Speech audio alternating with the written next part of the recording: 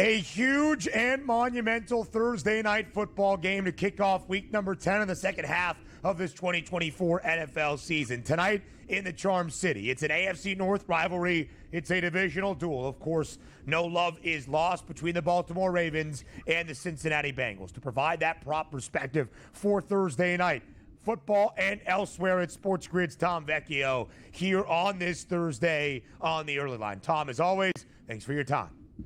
Of course, thanks for having me. Normally I like to come on here and, maybe make a joke, but let's hop right into things. And Joe, if we have that graphic, the question I will ask, Ben, you already know, but Donnie, the question is, what does week 11 of last season mean for the Ravens and specifically Mark Andrews? November 16th of 2023. What does that game mean? I know where you're going because I actually saw the writing now here, but I lost a wager on that football game. And Kevin almost walked off the set because he had a couple weeks in a row where key guys were getting injured. So we remember this very fondly, and we're now looking for a breakaway from broken ankles. How about that? Right. And this is where I want to start. And this was the game last season, to get to right to things. This was the game last season where Mark Andrews got hurt. And, I don't want to say like this derailed the Ravens season. They obviously made it to the AFC Championship game, but Andrews was in a good spot last year. He was having a great year. He comes back. He just wasn't himself in that final game. So ultimately, one of my takes for tonight is that he exacts some revenge against the Bengals. And this is a legitimately good spot. We'll dive into the stats in a little bit, but I do think this is going to be a very, very solid game for Mark Andrews tonight.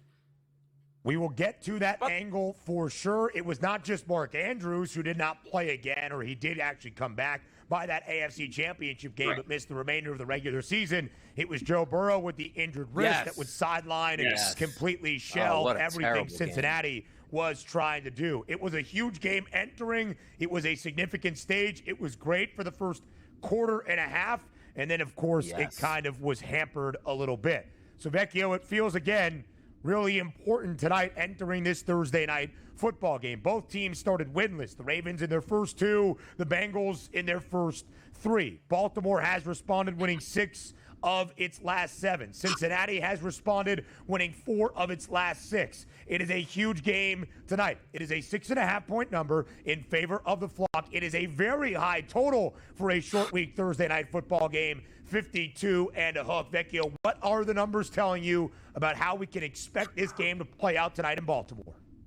Yeah, that 52.5 number is certainly very high, for a short week. It's prime time. It's also a divisional matchup, and I know how good the Ravens offense has been, and the Bengals offense has certainly been solid over the past few weeks. But, man, 52.5 in, I'm going to say, like a borderline must-win game for the Bengals just seems like a bit much. And their defense has been playing better over the past few weeks. I would say we have to take that with a little bit of a grain of salt, considering they played the Giants, the Browns, and the Raiders over some of these recent games. And listen, it's tough to take an under on a Ravens team that could drop 30 points before you know it, and we'd be cruising towards the over, but I still think the under is the best way to go. I will also say, there's a lot of trends out there, something I'm not, huge on, that Burrow is, I think it's 18-3 when he's an underdog of 3 points or more. So there would be a path to the Bengals covering, but the Ravens still winning. I think that's what we could be seeing tonight.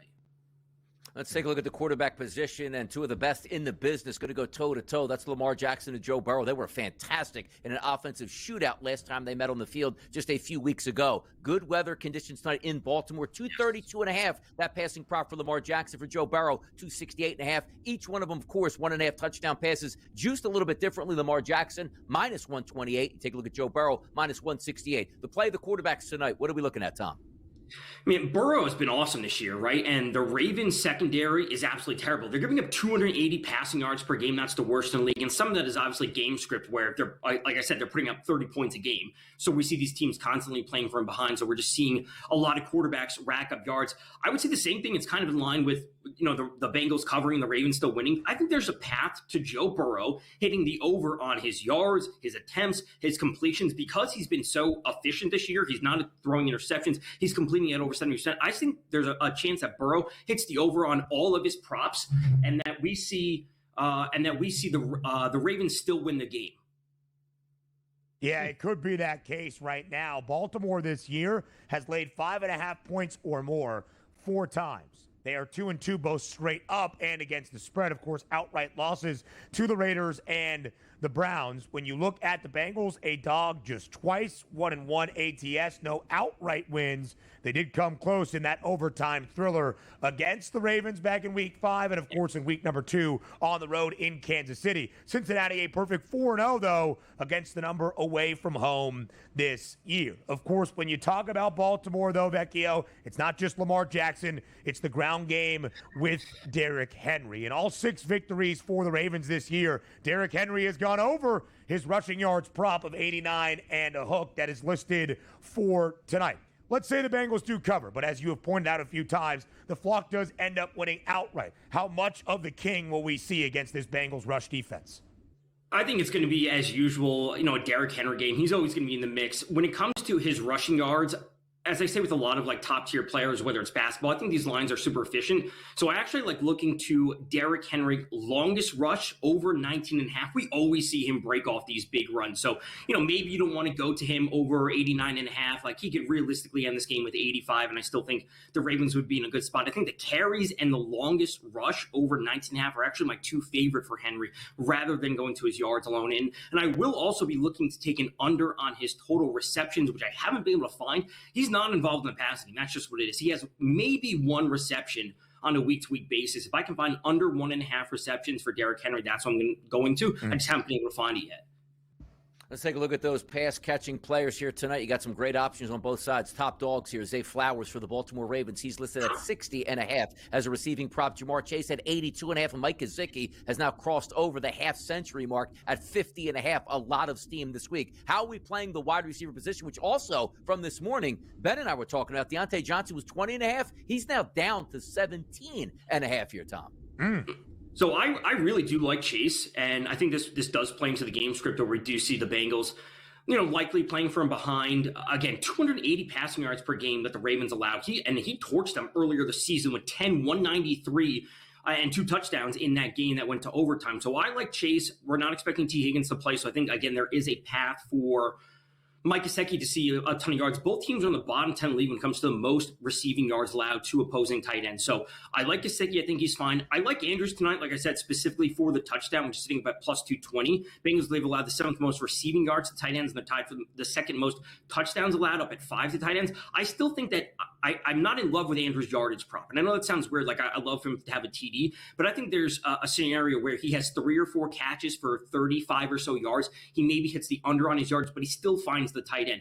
The Deontay Johnson line sitting at 17.5, a part of me wants to take the over, right? They didn't have him involved at a heavy rate last week. Obviously, it was a short, getting him midweek. He just wasn't involved a lot. I like him over 17.5 just because I think they want to get him involved in the offense. Zay Flowers isn't going to be having 100 yards every single game. Like they need a solid secondary receiving option alongside him. That's partly why they brought him in. So I could buy into over 17.5 for Deontay Johnson. Rashad Bateman has been great as well as of late for Baltimore, 58 yards in the first game against the Bengals. So, Vecchio, you have made the point about Mark Andrews. Why do you use the narrative to back up Andrews hitting Pater tonight?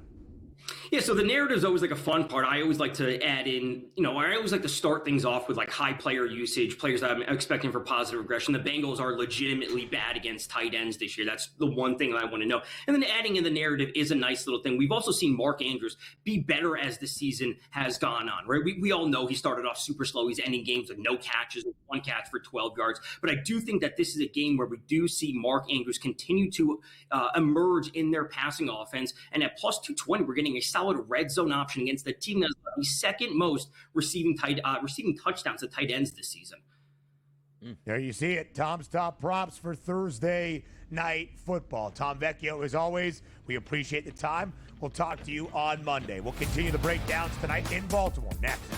Thursday night football, a significant game, as we have shared. An impactful outcome will be decided tonight in the Charm City between the Baltimore Ravens and the Cincinnati Bengals. DRS, if you're looking for narratives, a reason to love a football game, this one pretty much ticks every box, right? AFC North rivalry, no love lost between these two teams or these two fan bases. That divisional duel adds on the significance. But at this stage of the year, starting the 2nd half of the season, kicking off week number 10 tonight, it's even more than that. The Baltimore Ravens trying to exert their might as one of the top teams in the AFC and in the division. The Cincinnati Bengals, after trying to crawl their way out of the winless 0-3 start to this year, need every game that they can have, even though short week on a Thursday night on the road against a divisional duel, to get back into the playoff conversation. Thus, we get to tonight. 6.5-point spread in favor of the Flock. You need one additional thing. We're expecting points, baby. 52.5 is that total for a short week Thursday night football game. Side total, DRS. What do you think is the correct way to look at it? Yeah, it actually just dropped here live at the FanDuel Sportsbook to 5.5 now as a favorite for the Baltimore Ravens. So these lines are going to be moving throughout the day. We'll see where they end up. 52.5 as a total. Again, I'm not going to play a side or a total, but if I was playing those, I'd be taking the Baltimore Ravens now. Updated line -5.5, and I would lean towards the over 52.5 in this game. It's the only detriment here. If this was a Sunday football game, you probably even get T. Higgins back, which is a shame. He's not going to play tonight. That would have been a massive boost because they shot it out in that last game, partly because they couldn't defend. Talk about the Baltimore Ravens, that tandem at wide receiver. They were going nuts in that football game. Combined 4 touchdowns, a couple hundred yards, close to 20 receptions between the two. So I do lean over at this point. But if it was a Sunday game, same weather conditions, we definitely would be in the mid-50s. It just makes it a little bit tougher on those overs, as we stated. The highest total on a Thursday night. That's for a reason. Yeah, it certainly is. And, Donnie, you have made this point a few times as well. Joe Burrow threw for nearly 400 yards and 5 touchdowns in the first game this year between the Bengals and the Ravens. But T. Higgins was there. He caught multiple touchdowns. He had 9 grabs. He had 83 yards. Jamar Chase had 10 receptions for $193 and 2 touchdowns as well. Lamar Jackson on the other side was MVP-esque, as we know. 348 through the air, 4 touchdown passes, 55 yards utilizing his legs, and Derrick Henry had 92 yards and a score as well. Derrick Henry has gone over his rushing yards prop, tonight listed at 89 and a hook, in all 6 victories this year for the Flock. Perhaps that's not overly surprising. It just goes to show how prolific the King is, even still at age 30. Baltimore over in 8 of 9 games this year. Cincinnati is perfect, 4-0 against the spread on the road this season. Donnie, we focus on the quarterbacks. We have said this a few times. Maybe we're not expecting, or we don't think it's the wisest wager to expect 53-plus points, but we know there is going to be some offense. How would you approach that from the quarterback comparison on Thursday night? Yeah, look, I'm actually we're getting points here. It's hard to say no on Joe Burrow because I don't care who he has a wide receiver. Right. He's going to be throwing around. If they're losing, he's going to get extra targets in the fourth quarter. And also, that front seven is pretty good for the Ravens, where I don't know if you can hand the football off at the 5 and expect a touchdown. Maybe you got to go play action and do that. But I have to tell you, Lamar Jackson is the apple of my eye tonight in the offense because just seeing what he's been doing the past couple weeks, looks like he's actually transposed with Patrick Mahomes what he would do in the past. 220, 250, 270, 2, 3, 4 touchdown passes here. He's been absolutely breaking, maybe break a record this year, but was getting the 3rd MVP in the regular season for himself and the Baltimore Ravens. If we can just acquire, that's how good he's been. But for me, over 1.5 touchdown passes, I don't know how it misses for Lamar Jackson. I'm just being real. Hey, Don, they got Derrick Henry. He can score a lot. No, I expect Derrick Henry to score tonight too. But if we're looking at 4 touchdowns out of the Ravens, we're getting 2 touchdown passes out of Lamar, and it's a pretty good price for it too. Completely agree, DRS. Again, it feels rather simple. Perhaps it is. The Ravens are a bottom 10 scoring defense, the worst passing defense in the NFL, allowing pretty much 281. Joe Burrow threw for nearly 400 in the opening game against the Ravens. He has thrown 5 touchdown passes twice this year against Baltimore in Week 5. Last week at home against Las Vegas. But the Flock elite stopping the run. They're the worst passing defense and the best rushing defense in the National Football League. Donnie, Lamar Jackson has thrown for 280-plus in 5 consecutive games. Rashad Bateman has been a big reason why. Zay Flowers, more than 120 last week, $111 in the opening game against the Bengals as well. He has the top yardage prop for anybody on the Ravens tonight. But Rashad Bateman, fully healthy this year, has played in all 9 games for Baltimore. That is good to see. At least 23 yards in all 9. And, Donnie, as the Ravens have started to play better football and in this 5-game stretch with Lamar Jackson throwing for at least 280, Bateman's had 58-plus in 3 of those 5. I think you're still getting a discounted number. I was a little bit worried about Deontay Johnson's extended usage. But with his number coming down, I kind of like Rashad Bateman. Donnie, you like to give out the same game parlay to the people. Yes. Can you make sure we know that same game parlay tonight and what we have? And while we were just going over these numbers, I put a low man on the totem pole, no sweat parlay together tonight on the FanDuel Sportsbook. I'm going to give that out in just a second. But the original one I love, which everybody's saying they're boosting up. They didn't even give me a boost on this one. I only have a live boost during the game. So let's eat, people. Gesicki, 25 or more yards. Mark Andrews, 25 or more yards. Lamar Jackson and Joe Burrow to throw at least one touchdown apiece. I got plus 102, but everybody's saying out there they're boosting it up. Maybe they're limiting me on that. Yeah. But how about this one? You'll like this, Ben. You want to buy low? Buy low is always fun because you're in it the whole game. The low men on the totem pole, plus 523, no sweat token used tonight. Andre Yoshivash, over 20.5 receiving yards. Deontay Johnson, over 17.5 receiving yards. Rashad Bateman, over 30.5 receiving yards. That's plus 523. So a $25 wager pays back $155 on that. And if you lose, you get the 25 back. Let's have some fun. I love it, DRS. There is a 50% same game parlay profit boost that I am going to use that I was given. Man, you would think the guy that hosts the FanDuel show would be given some of those perks. They're limiting me on these. They know better. Mr. Limited. That's what they'll call you. Yeah, not true. Mr. Unlimited. That is pretty good. Like Russell Wilson. That's Hey, you like that, huh? We'll see Donnie tonight on Thursday.